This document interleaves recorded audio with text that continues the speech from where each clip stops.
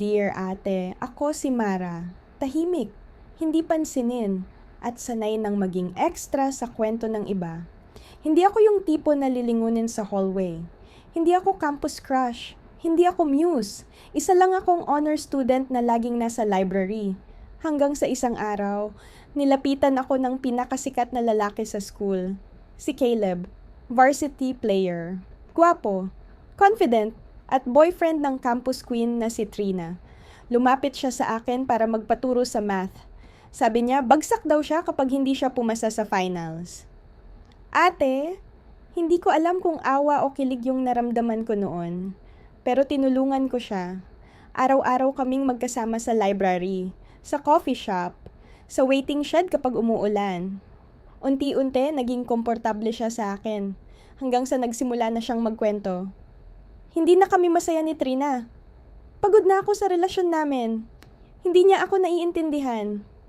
Ate, doon ako nahulog. Akala ko ako yung pahinga niya. Akala ko ako yung totoo. Isang gabi nag-confess siya. Mara, sa'yo lang ako naging totoo. At doon tuluyan na akong naniwala. Pero dumating ang foundation day, buong school nandoon, maingay, masaya, festive. Tinext niya ako. Pumunta ka sa likod ng gym, may sasabihin ako. Kinakabahan ako habang naglalakad. Akala ko ito na yung moment na pipiliin niya ako. Pero pagdating ko doon, nakita ko si Trina. At may hawak siyang cellphone, naka-video. Lumabas si Caleb sa likod ng poste. Tumatawa. At sa kanya sinabi ang pinakamasakit na salita na narinig ko. Congrats babe, panalo ka. Sabi ko sa'yo kaya kong paibigin yung pinaka-nerd sa school. Tumawa si Trina. Ang dali niya, no? Isang konting drama lang, hulog agad. Ate, parang tumigil yung mundo ko. Hindi ako ang pahinga niya. Hindi ako ang totoo. Isa lang pala akong challenge. Isang pustahan. Hindi grades ang dahilan. Hindi kotse. Ego. Entertainment. Proof na kaya nilang paglaruan kahit sino. At alam mo kung ano ang mas shocking? Hindi ako umiyak. Hindi ako sumigaw. Tumingin lang ako sa kanila at ngumiti. Kasi 2 linggo bago ang foundation day, may nag-send sa akin ng anonymous message. Screenshot ng group chat. Group chat nila. May pangalan akong nakalagay doon. Project Nerd. Alam ko na. Simula pa lang, alam ko na.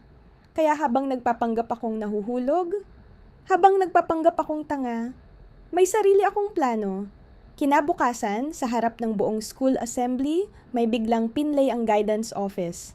Isang video compilation, clips ng panglalait nila, screenshots ng pustahan, at audio recording ng confession nila sa likod ng gym. Hindi ako ang nag-present. Ang nag-submit, yung isa pang babaeng niloko nila, hindi pala ako nag-iisa. 3 kami, at nagkaisa kami. Resulta, nasuspend sila pareho. Tinanggal si Caleb sa varsity. Tinanggal si Trina sa student council. Pero hindi yun ang pinakamasarap na parte. Ang pinakamasarap?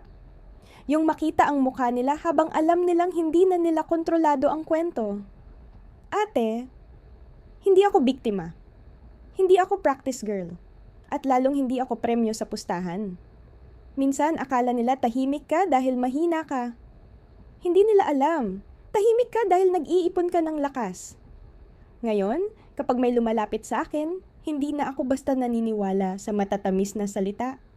Dahil ang taong totoong seryoso, hindi ka gagawing laro. Hanggang dito na lang sana mabasa ninyo ang sulat ko. Lubos na gumagalang Mara.